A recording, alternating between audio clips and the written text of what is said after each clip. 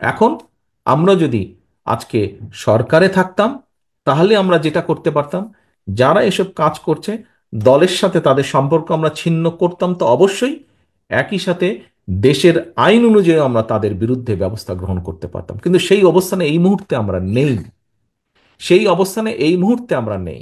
কাজেই সেই অবস্থানে যদি ইনশাল্লাহ আমাদের যাওয়ার সুযোগ হয়, আজকে যেমন শুধু দলের সাথে সম্পর্ক ছিন্ন করছি, এর পরবর্তীতে সরকারি অবস্থানে থাকলে তখন যেহেতু আমাদের একটি সুবিধা থাকবে, অন্যায়কারী যেই হোক না কেন আমরা মুখে যেটা বলি আমরা সেটা বাস্তবায়নের চেষ্টা করব, এর কোনো নড়চড় হবে না। তো সব ধরনের মানুষ যখন কম বেশি জিজ্ঞেস করছে, কেন জিজ্ঞেস করছে?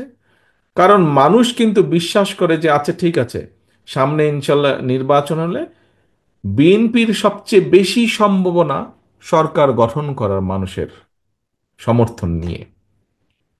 বিএনপির সম্ভাবনা, বিএনপি নামক যে রাজনৈতিক দলটি, এই দলটির সম্ভাবনা সবচাইতে বেশি সরকার গঠন করার।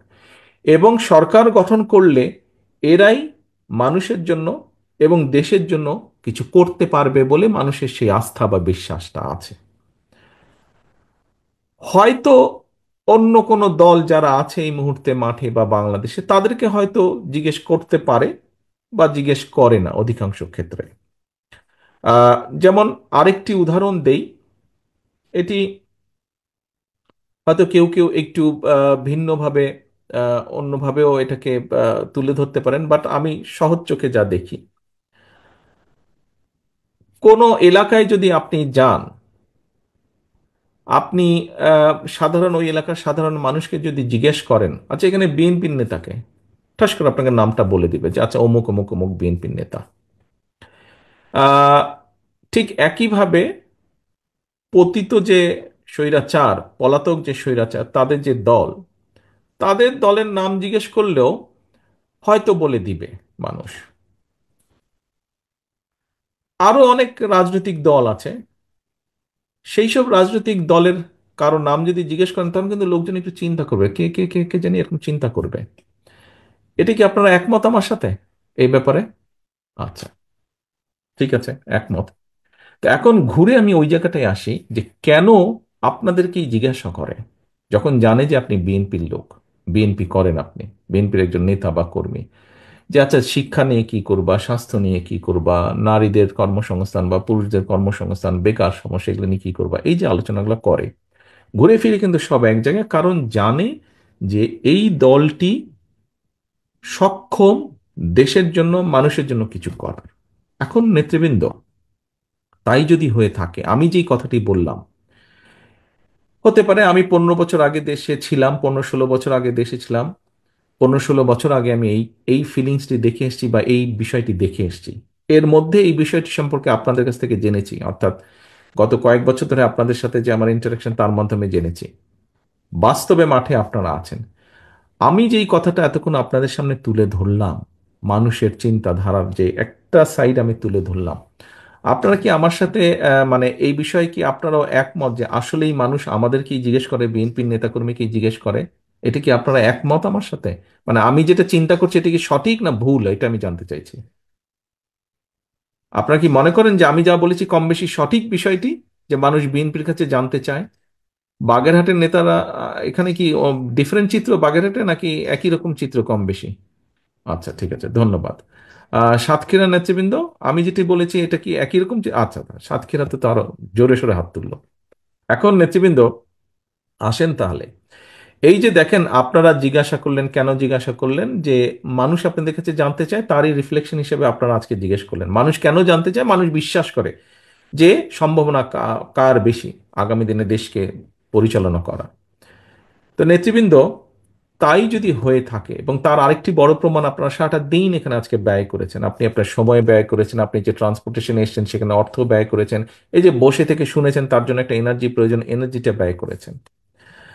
তো এখন অনেকে অনেক কথা বলবে, অনেকের অনেক রকম থিওরি আছে, অনেক রকম বক্তব্য আছে, থাকাটাই স্বাভাবিক। এবং আমরা সেটা আশাও করি যে প্রত্যেকে প্রত্যেকের মনোভাব তুলে ধরবে, প্রত্যেকে প্রত্যেকের কথা বলবে, এটাই গণতন্ত্রের বিউটি, বা এটাই গণতন্ত্রের সবচেয়ে বড় বিষয়, যে প্রত্যেকে প্রত্যেকের মনোভাব। কিন্তু প্রিয় নেতৃবৃন্দ, দিন শেষে কি, দিন শেষে কিন্তু একজন বেকার জানতে চাইবে তার বেকারত্বের অভিশাপ ঘুচানোর জন্য আপনি কি পদক্ষেপ গ্রহণ করছেন বা করতে চান আপনি। একজন বাবা মা দিন শেষে জানতে চাইবে যে তার সন্তানের লেখাপড়ার ব্যাপারে আপনি বিএনপি হিসেবে দল হিসেবে সুযোগ পেলে কি পদক্ষেপ গ্রহণ করবেন যে তার সন্তানের লেখাপড়া সঠিকভাবে হবে, এই ব্যাপারে কি পদক্ষেপ গ্রহণ করবেন। একজন পরিবারের বাবা মা বা পারিবারিকভাবে প্রত্যেক পরিবারের সদস্য জানতে চাইবে যে তাদের জন্য তাদের চিকিৎসার জন্য বিএনপি নামক দলটি কি ব্যবস্থা গ্রহণ করবে যদি তারা দেশ পরিচালনার সুযোগ পায়। ব্যবসায়ীরা জানতে চাইবে যে তাদের ব্যবসা যাতে তারা নির্বিঘ্নে করতে পারে বা মানুষ যাতে নির্বিঘ্নে সমাজে চলাচল করতে পারে তার জন্য আপনি আইন শৃঙ্খলার ব্যাপারে কি ব্যবস্থা গ্রহণ করবেন। মানুষ দেখতে চায়, মানুষ জানতে চাইবে যে আইন আদালত নিরপেক্ষভাবে কোন রকম রাজনৈতিক হস্তক্ষেপ ছাড়া তারা তাদের কাজ করবে, এই ব্যাপারে আপনার কমিটমেন্ট কি, এইগুলো মানুষ জানতে চায়। মানুষ জানতে চায়, এই আপনাদের প্রশ্নের মাধ্যমেই এগুলো ফুটে উঠেছে। এখন আমাদের বিভিন্ন বিষয়ে বিভিন্ন থিওরি থাকতেই পারে। আমরা রাজনৈতিকভাবে কার সাথে যাব, কাকে গ্রহণ করব, কাকে গ্রহণ করব না, কার সাথে সম্পর্ক করব, কার সাথে সম্পর্ক করব না, এগুলো আমাদের ব্যাপার। এগুলা নিয়ে হয়তো মানুষ দেখবে, কিন্তু মানুষ তার দৈনন্দিন সমস্যার সমাধান, সবচেয়ে বড় একটা যেটা সমস্যা এই মুহূর্তে আছে, জিনিসের দাম বাড়ছে। নিত্য প্রয়োজনীয় জিনিস, চাল ডাল তেল নুন, এইসব জিনিসের দাম বাড়ছে। এইসব জিনিসের দাম বাড়ার ক্ষেত্রে আপনি কি পদক্ষেপ গ্রহণ করবেন। হয় জনগণের ইনকাম বাড়ানোর ব্যবস্থা করবেন, আর না হলে চেষ্টা করবেন যে কি কি চেষ্টা করবেন, কি কি পদক্ষেপ নেবেন জিনিসপত্রের দাম যাতে সহনশীল পর্যায়ে থাকে। মানুষ এইগুলো জানতে চায় এবং এইগুলো দেখতে চায়। প্রিয় সহকর্মীবৃন্দ,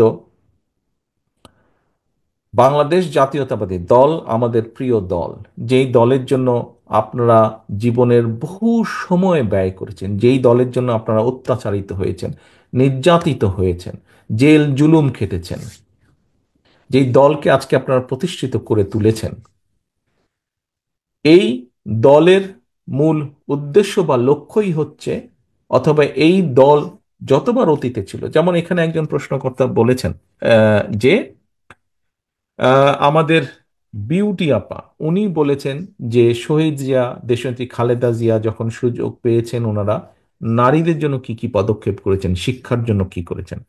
আরেকজন বলেছেন খুব সম্ভব মৃণাল কান্তি, উনি বোধহয় বলেছেন যে বিএনপি যখন সুযোগ পেয়েছে, এই যে বাংলাদেশে দুটো বড় সেক্টর বৈদেশিক মুদ্রা অর্জনের, একটি হচ্ছে গার্মেন্টস, আরেকটি হচ্ছে আমাদের প্রবাসী ভাইদের রেমিটেন্স, এই দুটোই কিন্তু শহীদ জিয়ার অবদান, এই দুটোই কিন্তু বিএনপির অবদান। অর্থাৎ বিএনপি এই দুটোকে শুরু করেছে, তারপরে পর্যায়ক্রমিকভাবে এগিয়েছে, কম বেশি হয়তো পরবর্তী সরকার কেউ কম করেছে, কেউ বেশি করেছে, কেউ ভালো করেছে মন্দ করেছে, সেটা হচ্ছে অন্য ব্যাপার, বা শুরু করেছে বিএনপি। কাজেই জনগণ জানতে চায় যে এরকম শিক্ষার ব্যাপারে, এরকম কর্মসংস্থানের ব্যাপারে যেভাবেই হোক আপনারা কি করছেন, এইগুলা করেছে, সেই জন্যই মানুষ দেখেছে, মানুষ করেছে। এখন আমাদের দায়িত্ব হচ্ছে যে আমরা কি চাই, কি করেছি, কি করতে চাই, দেশের জন্য ভালো কি করেছি, দেশের জন্য ভালো কি করতে চাই, মানুষের জন্য ভালো কি করেছি, মানুষের জন্য ভালো কি করতে চাই, এই কথাগুলো নিয়ে যাওয়া মানুষের কাছে। আজকে যে 31 দফার যেই কর্মসূচি বা কর্মশালাটি হলো, প্রিয় সহকর্মীবৃন্দ, এই কর্মশালাটি দেখেন ঢাকা থেকে প্রশিক্ষকরা এসেছেন, আপনাদের কাছে তুলে ধরেছেন, প্রত্যেকটা বিষয় আপনাদের কাছে তুলে ধরেছেন। এখন এইটি কি 31 দফা কি শুধু আমাদের জন্য, আমাদের দলের নেতাকর্মীর জন্য, তাই কি 31 দফা কি শুধু আমাদের দলের নেতাকর্মীদের জন্য? তাহলে কাদের জন্য 31 দফা? 31 দফা কার জন্য? ইয়াস, দেশ এবং জনগণের জন্য। তাহলে এখানে আহ, খুব সম্ভব আয়েশা সিদ্দিকী উনি একটি বলেছিলেন মহিলাদের ব্যাপারে যে ওনারা 31 দফা মানুষের কাছে নিয়ে নিয়ে যেতে চান। আমি বলেছিলাম যে এটা তো আপনাদেরকে উদ্যোগ গ্রহণ করতে হবে। দেখুন, কেন্দ্র থেকে আমরা 31 দফার বিষয় আমাদের জেলা উপজেলা পর্যায়ের নেতৃবৃন্দ আপনাদেরকে আমরা তুলে ধরেছি, বিএনপি সহ অন্য অঙ্গ সহযোগী সংগঠনের নেতৃবৃন্দের সামনে তুলে ধরেছি। এখন কিন্তু এটিকে নিয়ে যেতে হবে আপনাদেরকে। আয়েশা সিদ্দিকী বলেছিলেন যে আমরা কি করবো, আমি চাই যে আপনাদেরকে উদ্যোগ গ্রহণ করতে হবে। নেতৃবৃন্দ, এই যে আমাদের দলটি, বাংলাদেশ জাতীয়তাবাদী দল, এই দলটি কিন্তু শুধু একা শহীদ জিয়া নন, শুধু একা খালেদা জিয়া নন, শুধু আমি একা নই, শুধু মির্জা ফখরুল ইসলাম আলমগীর নন, বা স্থায়ী কমিটির সদস্যরা শুধু নন। এই দলটিতে দেখেন বিগত স্বৈরাচারী সরকারের সময় আমাদের 60 লক্ষ নেতাকর্মীর নামেই তো মিথ্যে মামলা ছিল, 50 লাখের বেশি। অর্থাৎ এই দলটি, আপনারা আজকে যারা সকলে বসে আছেন তারা, এবং সমগ্র বাংলাদেশে ছড়িয়ে ছিটিয়ে থাকা লক্ষ কোটি নেতাকর্মী আছে বিএনপির, প্রতিটি গ্রামে, প্রতিটি মহল্লায়, প্রতিটি ওয়ার্ডে, প্রতিটি উপজেলায়, প্রতিটি থানায়, প্রতিটি পৌরসভায়, জেলায় লক্ষ লক্ষ নেতাকর্মী আছে। এই সকলকে নিয়ে আমাদের এই দলটি, এবং এর বাইরে বিশাল একটি জনগোষ্ঠী রয়ে গিয়েছে, বিশাল কোটি কোটি মানুষ রয়ে গেছে। আমাদেরকে তাদের কাছে যেতে হবে। তাদের কাছে শুধু আমরা এই কয়েক ব্যক্তি যেতে পারবো না, আপনারা যদি না যান আমাদের পক্ষে যাওয়া সম্ভব না। আমাদের যেতে হবে সকলকে। প্রিয় সহকর্মীবৃন্দ, আজকে এই প্রশিক্ষণ করার উদ্দেশ্য হচ্ছে, এখন দয়া করে আপনারা জেলা নেতৃবৃন্দ আপনাদের সকল উপজেলা বা থানাদেরকে নিয়ে বসবেন। থানা নেতৃবৃন্দ আপনারা আপনাদের ইউনিয়ন বা পৌরসভা, এই সকলকে নিয়ে, নেতৃবৃন্দকে নিয়ে বসবেন, এবং আপনাদেরকে ছোট ছোট কর্মসূচি গ্রহণ করতে হবে। এখানে কোনো নির্দিষ্ট সময় নেই। আমরা সামনে একটি নির্বাচন আমাদেরকে পার হতে হবে। এই নির্বাচন পর্যন্ত আপনাদেরকে 31 দফা কর্মসূচির মানুষের কানে কানে নিয়ে যেতে হবে, ঘরে ঘরে নিয়ে যেতে হবে, যে 31 দফার ব্যাপারে, এই 31 দফা নামক একটি দফা আমরা দিয়েছি, 31টা, এখানে এই বিষয় আছে, আমরা এই কাজ করতে চাই তোমাদের জন্য। অনেকগুলো বিষয়, যেমন আপনাদের প্রশ্ন উত্তরে অনেকগুলো বিষয় উঠে এসেছে, আপনারা বলেছেন, আমরা বলেছি, আমাদের অবস্থান থেকে আপনাদের চেষ্টা করেছি আপনাদের প্রশ্নের একটি সন্তোষজনক জবাব দেওয়ার জন্য। ঠিক একইভাবে আপনাদেরকে জনগণের কাছে যেতে হবে। সহকর্মীবৃন্দ, জনগণকে নিয়ে এই দেশ, এই দেশের মালিক হচ্ছে জনগণ। এন্ড অফ দ্য ডে কিন্তু জনগণ ডিসাইড করবে আমরা পপুলার কি পপুলার না। এন্ড অফ দ্য ডে, দিনের শেষে এটা কিন্তু ডিসিশন নেবে জনগণ। কাজেই বক্তৃতা বিবৃতিতে মাঝে মাঝেই আমি একটি কথা বলি, জনগণের সঙ্গে থাকুন, জনগণকে সঙ্গে রাখুন, জনগণের সাথে থাকুন, জনগণকে সাথে রাখুন। প্রিয় নেতাকর্মীবৃন্দ, আমরা রাজনৈতিক দল, এখানে উপস্থিত প্রত্যেকটি মানুষ আপনার রাজনৈতিক কর্মী। আপনি একজন রাজনৈতিক কর্মী বা একজন রাজনৈতিক নেতা হিসেবে আপনার পিছনে যদি পাবলিকই না থাকে, তো আপনি কিসের রাজনৈতিক নেতা, কিসের রাজনৈতিক কর্মী? আপনার পিছনে যদি পাবলিকই না থাকে, ও আর নাম সর্বস্ব নেতা আপনি হবে, তো লাভ আছে কোনো ওরকম হয়ে? ওরকম হয়তো কোনো লাভ নেই। আমাদের একজন রাজনৈতিক কর্মী হিসাবে আমাদের সবচেয়ে বড় সার্থকতা কি? যখন, এই যে আপনি ঘর থেকে যখন বের হন, আপনি ঘর থেকে বের হয়ে ধরেন আপনার নাম হচ্ছে গিয়ে হিরণ কুমার। এই হিরণ কুমার কি আপনি একা শুধু? হিরণ কুমার কি আরো শত শত হাজার হাজার হিরণ কুমার নাই? কিন্তু খেয়াল করে দেখেন তো, হিরণ কুমার হিসেবে আপনি যখন বের হন, মানুষের সম্মান বা সালাম আপনি যেটা পান ঘর থেকে দিনে বের হওয়ার পরে, আপনার মতো অন্য হিরণ কুমার যারা আছে তারা কি পাচ্ছে সেটা? তাদেরকে হয়তো কেউ চেনেই না। কিন্তু আপনি কেন পাচ্ছেন? আপনি এই জন্য পাচ্ছেন যে আপনি এই দলের একজন নেতা, সেই জন্য কিন্তু আপনি সম্মান পাচ্ছেন, মানুষের 10টা মানুষের সালাম পাচ্ছেন। এখন ভাই, কথাটা হচ্ছে যে 10টা মানুষ কেন সালাম দিচ্ছে? 10টা মানুষ সালাম দিচ্ছে যে আপনি বিপদে আপদে হোক বা তার ভবিষ্যৎ নিয়ে আপনি কাজ করেন, চিন্তা করেন। কিন্তু আপনি যদি এমন কিছু করেন যেটা তাকে আঘাত করবে, দুঃখ দিবে, আপনার পেছন থেকে সরে যাবে, আপনার পিছনে, এখন আপনি সালাম পান, আপনি বের হলে মিছিল করলে সে এসে মিছিলে হয়তো অংশগ্রহণ করে, হয় মধ্যে থেকে বা পিছনে থেকে একজন সমর্থক হিসাবে। কিন্তু আপনি যদি এমন কোনো কাজ করেন যেটাতে সে আঘাতপ্রাপ্ত হবে, সে কি আপনার পেছনে থাকবে? সে কি পাবলিকটা আপনার পিছনে থাকবে? সে যদি না থাকে তো আপনি কিসের নেতা? আপনি কিসের নেতা? এবং এখন কিন্তু মানুষ অনেক সচেতন। এবং সহকর্মীবৃন্দ, আপনাদেরকে আমি একটি কথা বলি, এটা ব্যক্তিগতভাবে নিবেন না। কথাটি হচ্ছে, দেখুন, আহ, মানুষ আমাদের উপর আস্থা রাখতে চাইছে, আমাদের উপরে অর্থাৎ বাংলাদেশ জাতীয়তাবাদের উপরে। মানুষ অর্থাৎ দলমত নির্বিশেষে সাধারণ মানুষ যারা ভোটার এই দেশের, তারা বিএনপির উপরে আস্থা রাখতে চাইছে। এই আস্থা যদি নষ্ট করার জন্য কেউ কোনো কাজ করে, এমন কোনো কাজ করে যেটাতে আস্থা নষ্ট হবে, তাহলে ভাই তাকে তো আমাদের পক্ষে, আমার পক্ষে টানা সম্ভব না, টানবো না আমি তাকে, তাকে শেল্টার আমি দেব না। এখানে দলকে স্বার্থপর হতেই হবে। কোনো ব্যক্তির কারণে, কোনো নেতার কারণে, কোনো কর্মীর কারণে যদি মানুষের আস্থা নষ্ট হয়, তাকে আমরা ওন করতে পারবো না। বিকজ আমরা বহু ঝড় ঝঞ্ঝার ভিতর দিয়ে আজ এখানে এসে দাঁড়িয়েছি, বহু অত্যাচার নির্যাতনের ভেতর দিয়ে এখানে এসে দাঁড়িয়েছি আজকে আমরা। কাজেই আমাদের পক্ষে আর সম্ভব না যে কেউ নিজের বিষয়, নিজের স্বার্থ নিয়ে এমন কিছু করবে যেটা দলের স্বার্থকে আঘাত করবে, ক্ষতিগ্রস্ত করবে। তাকে আমাদের পক্ষে টানা সম্ভব না। হ্যাঁ, অনেকে ইদানিং কিছু কিছু লোক বলার চেষ্টা করে যে দেখুন, আপনারা নয় কি করছেন, আমাদের মধ্যে কেউ কেউ করেছে, কোনো কোনো সদস্য ভুল করেছে, বিভ্রান্ত হয়েছে, কিছু কিছু আপত্তিকর কাজ করেছে, আমরা আমাদের দলের সাথে তার সম্পর্কটা ছিন্ন করেছি। এতে কি হবে কেউ কেউ বলে, এতে কি হবে সেটা হচ্ছে পরের ব্যাপার। কিন্তু আমি আমার অবস্থান পরিষ্কার করেছি। হ্যাঁ, হয়তো সবগুলা ব্যাপার আমরা এরকম আরো কেউ কেউ করছে, আমরা হয়তো সবগুলা ব্যাপার অ্যাড্রেস করতে পারছি না। যতটুকু আমরা জানছি আমরা সাথে সাথে ব্যবস্থা গ্রহণ করছি। যখন যেটা জানবো ব্যবস্থা গ্রহণ করছি, আমাদের অবস্থান পরিষ্কার করছি। এখন ওই যে বললাম, কেউ যদি বলে হ্যাঁ আপনি বের করে দিলেন কি হবে, বের করে দিয়ে অন্তত একটি বিষয় আমি বলতে চাই। সেই বিষয়টি হচ্ছে, সমাজে যে খারাপ মানুষ নাই তা তো না, ভালো মন্দ সবকিছু মিলিয়ে মানুষ, কিন্তু যে খারাপ তার সাথে আমরা সম্পর্ক রাখতে চাই না। যে অন্যায় করে, যে কিছু করে, তার সাথে আমরা সম্পর্ক রাখতে চাই না। অন্তত এই ব্যাপারে আমরা মুখে বলবো একটা, কাজে করবো আর একটা, তা নয়। যা আমরা মুখে বলছি আমরা চেষ্টা করব আমাদের কাজের মধ্যেও তার রিফ্লেকশন বা প্রতিফলন থাকবে। সেজন্যই আমরা ব্যবস্থা গ্রহণ করছি। একটি রাজনৈতিক দল হিসাবে, একটি সংগঠন হিসাবে যেটি আমরা সর্বোচ্চ করতে পারি, আমরা সেটিই করছি, সেটি করার চেষ্টাই আমরা করছি, সেটি ইনশাল্লাহ আমরা করব। তার থেকে আমি যতটুকু বুঝলাম যে আপনারা সারাদিন এখানে সময় ব্যয় করেছেন।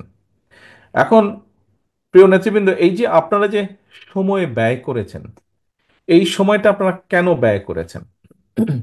আমার ধারণা, যেই প্রশ্নগুলো, ধারণা না মানে বাস্তবতা যা বলে, এই যে আমি আপনাদের সাথে কানেক্টেড হওয়ার পরে, যুক্ত হওয়ার পরে আপনারা আমার কাছে কিছু জিনিস জানতে চেয়েছেন।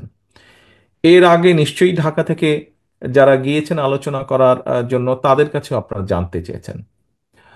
আমরা কি তাহলে ধরে নেব আপনাদের এই জানার পিছে কারণটা হচ্ছে এটাই, যে আপনাদের কাছেও জনগণ জানতে চায় নিশ্চয়ই এরকম বিষয়গুলো, তাই না? এবং সেই জিজ্ঞাসাগুলো আপনারা আবার, যারা যারা সুযোগ পেয়েছেন জিজ্ঞাসা করার, তারা তারা আবার মঞ্চে যারা নেতৃবৃন্দ আছে তাদেরকে জিজ্ঞেস করেছেন।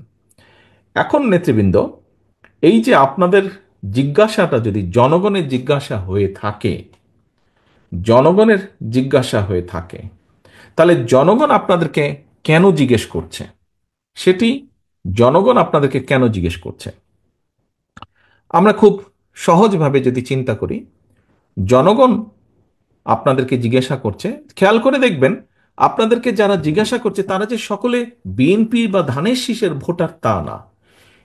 এমন অনেক লোকও আছে, এমন অনেক মানুষও আছে যারা আপনাদেরকে বিভিন্ন সময় বিভিন্ন বিষয় নিয়ে জিজ্ঞেস করেছে, 31 দফার বিষয় নিয়ে, এবং আপনি জানেন যে এই মানুষটি হয়তো ধানের শীষে ভোট দেয় না, কিন্তু তারপরেও সে আপনার কাছে জিজ্ঞেস করেছে।